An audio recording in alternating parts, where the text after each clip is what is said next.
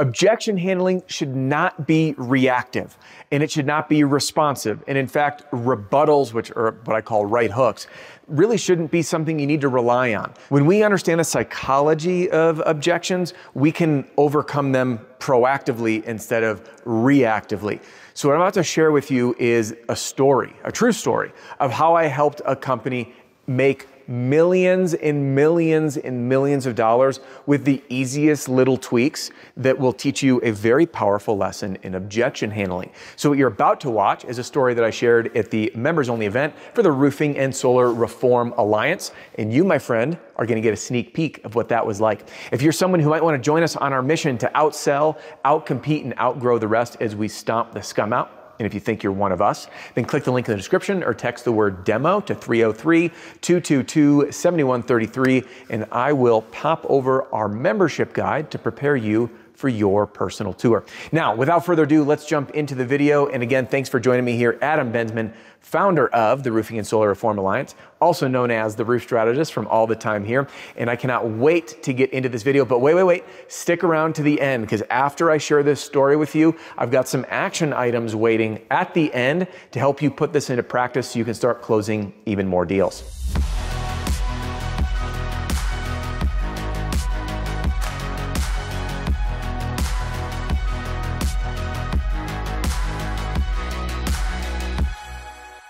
Now, I want to give you a story, a true story of something that I did during one of my breaks in roofing sales. I got burned enough by enough companies, so I took a break for a bit. Most of you guys know this.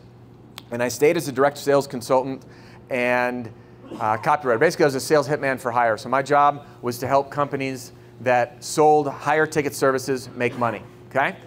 When I got involved with them as a sales consultant, if you don't help people make money, you don't get paid. So what I do is I say, how can I make people a lot of money really fast so I can keep my job? So what I did, this law firm that I worked with, which there's some parallel here. Some of you, I see familiar faces who've heard this story. Who thinks personal injury lawyers are a bunch of skeezers? Raise your hand. Right? Personal injury lawyers. Now, who here thinks most homeowners think roofers are a bunch of skeezers? Ah, there's some similarities here. For many of us, we work on the same process as a lawyer does, don't we? It's a contingency agreement. So we see a lot of these similarities happening. I get involved with this law firm, and their mission was to increase their close rate. Is this food delivery? Kody, do you take tips? My mission was to help them increase their close rate. That's what I was hired to do. These guys were paying me a lot of money, and they said, we have people calling us. Phone calls are a few $100s a piece. We need to sign more deals on the phone. These are kids that have been injured. They're in a bad spot. We get an e-signature. First thing I do is I start auditing their calls. At the end of the call, 30, 45 minutes in, the same objections would come up. How much is this going to cost me? So I want to ask you guys this. What do you think that person, they call them PNCs, potential new clients, were thinking about for the first 35 to 40 minutes of the call? How much is this going to cost me? For those of you that have done this exercise, join me again. For those that haven't, this will be brand new. Close your eyes for a minute. I want to bring you back to high school because you're a roofer now, so that tells me you struggled in school. Think of the class that you struggled the most with. For me, it was math. I was in the same class 4 years in a row. I want you to think of a time that you got stuck and you're like, what the hell is my teacher talking about? It's math, history, or science, most likely. And you raised your hand, but your teacher kept on instructing because the rest of the class was not as special as you were. 5 minutes goes by, and the teacher then calls on you. You raise your hand. She says, hey, what's the issue? Now open your eyes for a minute. You raised your hand here. All this time goes on. Teacher calls on you here. Did you retain any of this? No. Which means if the prospect has a question, they are not paying attention. There was a theme that this came up at 30 to 45 minutes like clockwork. So I said, okay, I need to help these guys make some money. Let's just do one adjustment, one thing. And we're going to do a standard introduction. I'm still under an NDA, so that's why I'm blurring things out. It says, hey, I trained the whole intake team to say this. By the way, the benchmark close rate was 76%. 76%. Introduction changes, and it says, Thank you for calling so-and-so law firm. Before we get started, I just want you to know this is a 100% free consultation, and there are absolutely no fees unless we take your case and win. Does that make sense?